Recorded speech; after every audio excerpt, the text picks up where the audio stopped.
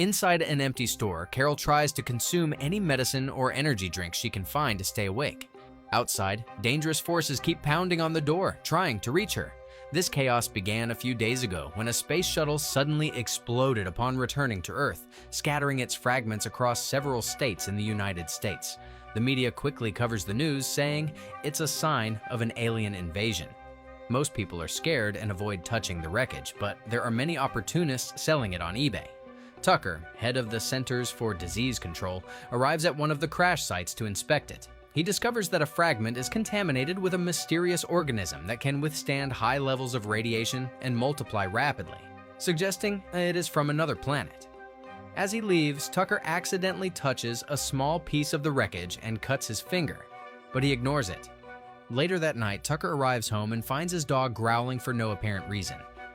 Ignoring the animal, he goes to bed. However, his body begins to sweat profusely, and he experiences an intense cellular condensation on his face, as if something has taken him over. Meanwhile, Tucker's ex-wife, Carol, hears her son Oliver screaming from a nightmare and comforts him throughout the night. The next morning, Carol receives a call from Tucker asking to see his son, which is unusual for him. Carol refuses and hangs up. Afterward, she drops Oliver off at school and heads to her office, where she works as a psychiatrist. On the way, she runs into her best friend Ben, who offers her a ride. Ben, a doctor, tells her that the government is hiding something, as all the investigators from the crash site have resigned. Carol is not in the mood for politics and complains about Tucker. When she arrives at her office, Carol sees her first patient, Wendy, who shares that her husband has been acting strangely. A few days ago, he came home, and their usually friendly dog started growling at him for no reason. Her husband killed the dog without showing any emotion. Carol realizes that something isn't right, but for now, she just prescribes Wendy a new medication. That night, Carol and her neighbor take the kids trick-or-treating. As they approach a certain house, the family's dog starts barking furiously, although the owner insists it's normally docile.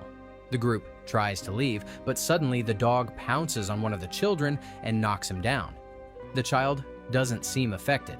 In fact, he grabs the dog's mouth with his hands until the owner pulls it away. It's later discovered that the child is injured but maintains a neutral expression. The group returns to Carol's house, and while the children share their candy, the neighbor comments that her son has been acting strangely, as if he has lost his emotions. Suddenly, Oliver starts screaming from another room. When Carol runs to check on him, she discovers a strange piece of flesh coming out of his hand, which he had pulled from his candy. The next morning, Carol sees a terrified woman running down the street, but ignores her. She takes the strange flesh to Ben, who shares it with his scientist friend Steven. He promises to investigate, but the analysis will take some time. Meanwhile, a mysterious virus begins to spread across the country, causing many deaths each day, but no one knows the cause. Soon, an emergency meeting is held in the Capitol. Tucker explains that the new virus is spreading at an unprecedented rate, and if they don't do something about it, the country will go into recession. When some researchers ask for a possible solution, Tucker says the only way to stop the spread is to conduct a mass inoculation program. Meanwhile, many infected waiters vomit directly into the tea they are about to serve to the guests. After leaving the hospital, Carol sees a homeless man having convulsions on the street, but unlike the terrified woman, he is being helped. When she arrives at her office, Carol is surprised to find Wendy's husband, who refuses to leave until he sees his wife. He also shows no emotion while speaking. Carol calls Wendy to warn her and saves her from entering the building. Wendy then takes a taxi to her sister's house. Later that night, Carol reluctantly decides to let Oliver spend time with Tucker, as it is his right as a father. On the way to Tucker's house, a terrified woman suddenly appears in the middle of the road. Fortunately, Carol breaks in time. The woman desperately asks for help, insisting that something terrible is about to happen, but before she can give more details, a car hits her. Carol notices that the driver maintains a neutral expression during the horrible accident. When the police arrive at the scene, Carol wants to testify against him, but the police chief simply tells her to go home, assuring her that they have everything under control, which Carol finds very strange. Moments later, Carol drops Oliver off at Tucker's house, noticing that her ex-husband doesn't show much emotion before she leaves. Later, she meets up with Ben to attend a very elegant party. where they have a philosophical conversation with the diplomat Belichick, his wife Ludmila, and Dr. Urish. After the party, Ben takes Carol home and tries to kiss her, but Carol interrupts the kiss because she doesn't want to ruin their friendship. Once inside the house, Carol sends a message to Oliver and suddenly hears someone at the door. She opens it slightly and finds a man asking census questions, which is strange for that time of night. Carol tries to close the door, but the man sticks his hand in, starting a struggle between them. In the end, Carol manages to win and close the door, causing the man to leave. Meanwhile, Oliver is playing with his friend Gene, who comments that his father is behaving strangely. Oliver feels the same way about his own father. When he gets home, Oliver finds Tucker preparing a special drink for him. The next morning, Carol notices that many people on the streets have vacant stares, as if their souls have been stolen. Upon arriving at her office, she is surprised to learn that all her patients have canceled their appointments for the day. Carol tries to call Wendy, but her husband answers, saying that everything is fine. This makes Carol reflect on what she has been seeing and realize that the virus is controlling people. As Carol begins to research this, her secretary startles her by offering her tea. Before drinking, Carol receives a call from Ben, informing her that the test results for the strange skin are ready. Carol goes immediately to the lab, where Stephen explains that the skin sample is composed of various molecular spores that take control of the human brain during sleep and alter the genetic code, making the person unstable. This means that to avoid infection, they must stay awake until they find a cure. At that moment, Ludmila calls Ben, saying that Urish is acting strangely. This makes the trio rush immediately to his house. On the way, Carol notices long lines on the streets where people are waiting to be vaccinated against the new virus. When they arrive at Urish's house, they find him in bed, undergoing a grotesque transformation. Carol tries to take a photo, but suddenly the monstrous man wakes up and attacks her. Ben quickly pushes Urish away, who begins to vomit a strange liquid and dies. After that, Carol becomes very worried about the possibility that her son is in danger, exposed to this chaos. Carol rushes to Tucker's house to find Oliver.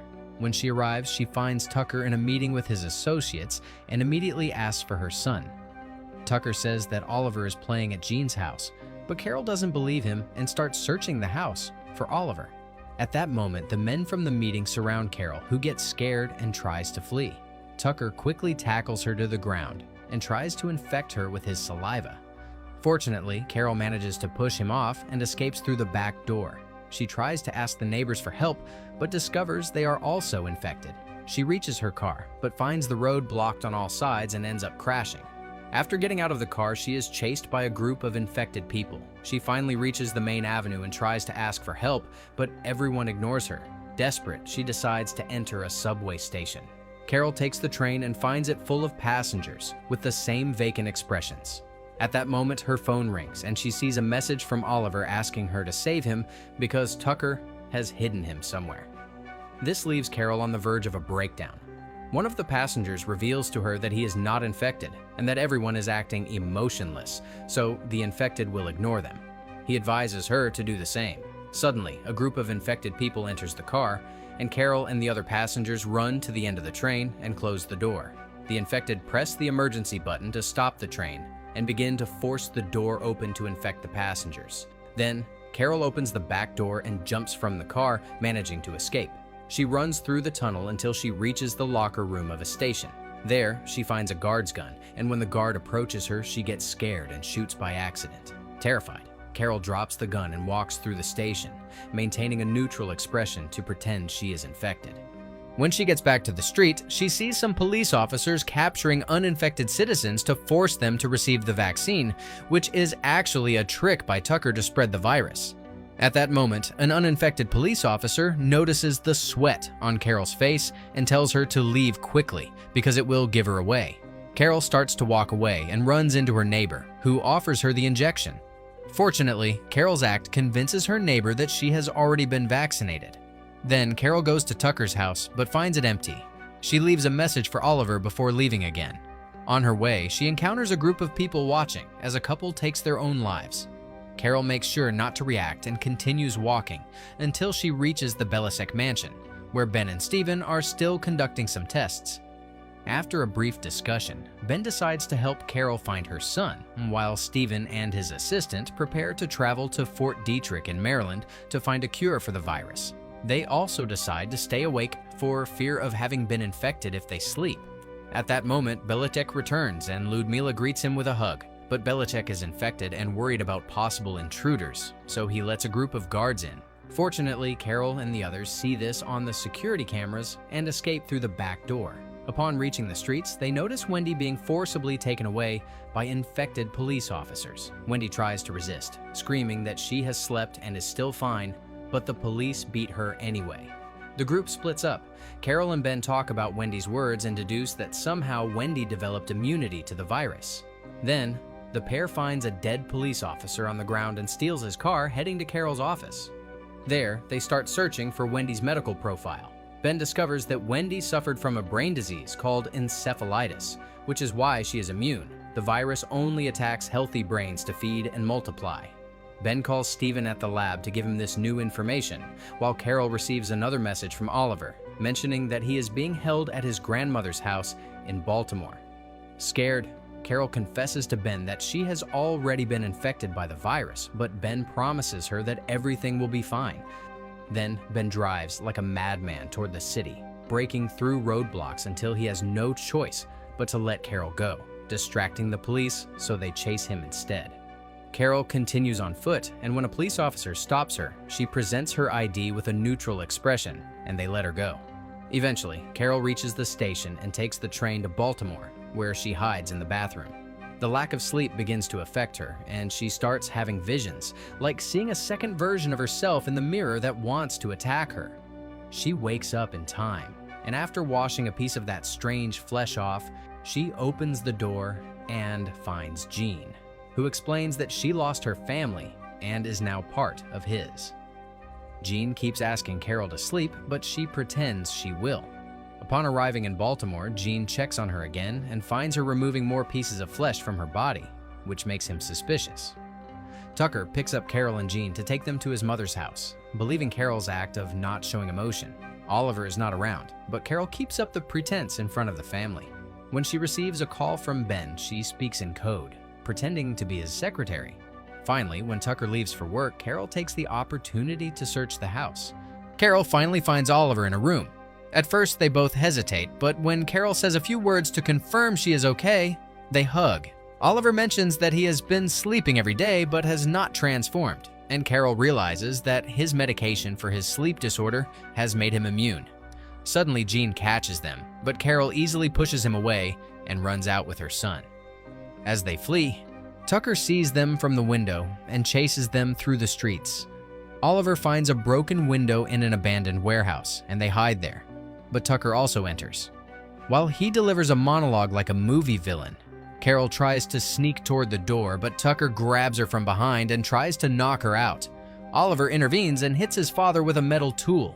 Tucker catches him, which gives Carol the opportunity to hit him on the head and knock him unconscious, allowing them to escape. Afterward, Carol and Oliver hide in an empty department store. Carol searches the medicine section and finds an injection that she shows to Oliver, explaining that he will have to inject it into her heart if she falls asleep. Then they look for food, and Carol receives a call from Ben, who has discovered their location and promises to come and get them soon. While his mother is busy with the call, Oliver slowly approaches a door with blood around it, but fortunately, Carol stops him before he can open it. Carol enters and finds several people on the floor undergoing the transformation. The group includes a police officer, so she carefully approaches to take his gun before running out and closing the door, telling Oliver to stay away. Hours pass as they wait for Ben, and while Oliver sleeps, Carol desperately searches for anything to help her stay awake, returning to the beginning of the story. Unfortunately, it's not enough, and Carol finally falls asleep. At the same time, the people inside the room wake up and begin to pound on the door, trying to get out. The noise wakes up Oliver, who discovers that his mother has fallen asleep, so he immediately injects her with the syringe, which wakes her up and stops the transformation in time. Carol washes the strange flesh from her face and comes out of the bathroom to find that Ben has finally arrived. She runs to hug him, but soon realizes that he has also been infected. Carol backs away as Ben invites her to join the new society that will have no crime, hatred, or discrimination. Terrified, Carol points her gun at him, but Ben opens the door anyway and releases the other infected people, mentioning that they hate the immune, pointing at Oliver. The group tries to capture the boy, so Carol starts shooting rapidly, killing them one by one. However, she can't bring herself to kill Ben, so she just shoots him in the leg and escapes with Oliver. Outside, they take Ben's car to flee. As Carol drives like a madwoman, she receives a call from Steven, who gives her an address where a helicopter will be waiting for them. Upon reaching the main street, she is surrounded by cars and ends up crashing, getting knocked unconscious. Many infected people surround the car, and Oliver locks the doors while shaking his mother to wake her up. A man manages to break the window, but before he can infect them, Carol accelerates and pushes through the crowd to escape. There are still some crazy people hanging from the roof of the car, so Carol drives like a maniac, crashing on purpose to make them fall off. There are also police cars ramming her vehicle until they cause her to crash, launching the last attackers through a store window. Fortunately, the car still works and Carol continues driving while receiving instructions from Steven over the phone. An infected man throws a Molotov cocktail at the car, but Carol keeps driving with the vehicle on fire, not stopping until she reaches the parking lot of the correct building. The car crashes into a pillar and Carol and Oliver run to the elevator, where they are almost caught by the infected. They hit them and push them away, allowing the doors to close. The pair finally reaches the roof, where Steven and his army friends rescue them in a helicopter.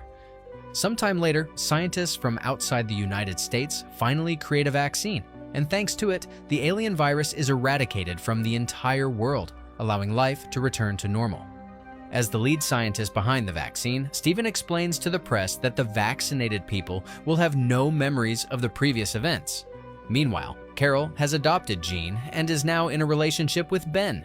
While the children go to school, Ben reads the newspaper and comments on the violent crimes committed by people, which makes Carol reflect on the aliens' offer of peace. If you want interesting movie recaps, like, share, and subscribe to follow us for more movie recaps.